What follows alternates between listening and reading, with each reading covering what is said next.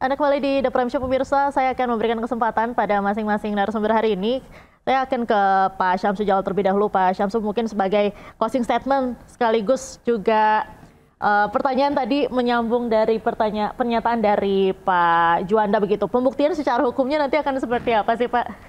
Jadi begini ya, ini kan apresiasi ya. Ya udah terima aja, nggak terima nggak ada persoalan kok. Makanya ini kan lebih bagus Pak Prabowo undang Patri. Bagaimana Patri begini, ya namanya orang udah uzur juga kan. Saya bilang, saya ini udah PDIP 3. Penurunan ingatan, pendengaran, pendapat, dan pengeluaran. Pensiunnya berapanya kan? Tapi kita nggak cari itu. Karena dari satu rami rezeki pasti ada aja kan. Nah, itu.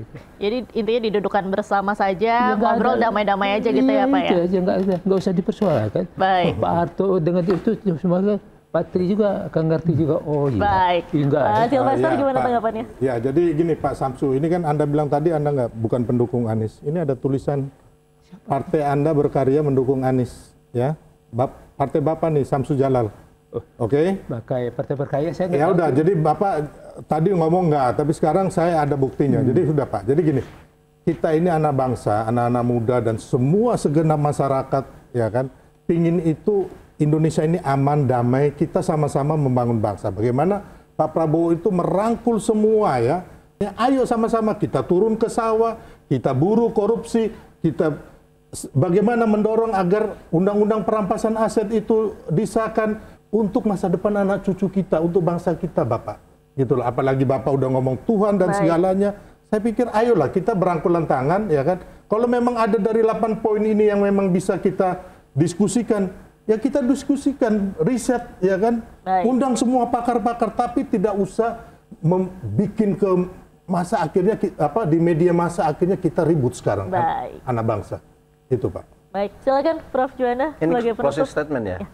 Saya kira kembali pada persoalan ini ya, mari kita mengelola negara ini dengan benar berdasarkan sekali lagi konstitusi, ya hukum, ya jangan liar lah. Nah oleh karena itu kembali kepada persoalan katakanlah Mas Gibran ini, ya menurut saya kalau saya dengar dari Pak Syamsu Jalal tadi tidak ada bukti-bukti hukum. Nah kalau itu sebagai aspirasi, ya saya kira tidak dilarang. Tapi kalau misalnya dalam konteks kalau serius ini ingin memakzulkan, makanya saya tadi mengatakan harus ada alasan-alasan hukum yang kuat. Nah, tapi kalau ada alasan yang kuat, saya kira nggak ada masalah. Ya. Terakhir, Mas Adi Praitno sebagai penutup, silakan. Jadi gerakan Purnawirawan itu sebenarnya masih belum membesar sebagai sebuah gerakan politik yang kemudian bisa memaksa misalnya kepentingan elit tertentu harus bertekuk lutut.